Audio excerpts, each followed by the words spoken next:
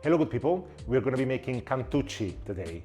These iconic biscuits invented in Tuscan in the 16th century are very simple to make. All you need is a couple of staples. We start with eggs, sugar, pinch of salt, vanilla, lots of citrus zest. Oh, the smell is intoxicating, honestly. We'll be using both orange and lemon. And we give it a good stir, just enough to combine the ingredients. There you go. Now it's time for flour and baking powder. We'll form a very soft dough in the bowl.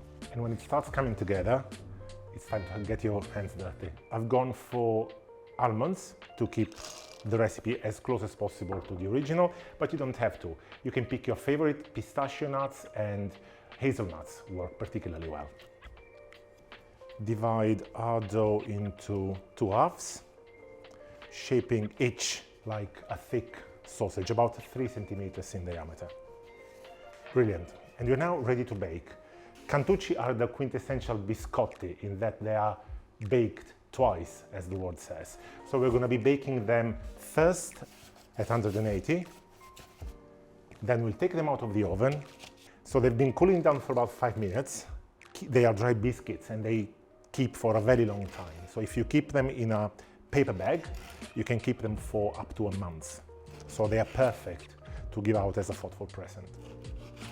Although I doubt they will last that long. They never do at my place anyway. The second bake is lower temperature, about 150 degrees, and we only use it to give them extra crunch and dry them out entirely. And they're done. The simplest biscuits you can possibly make. Now I know that you see them usually next to a shot of espresso, but it's when you dunk them in sweet wine that they give their best flavor. Salute! Time for the beauty shots.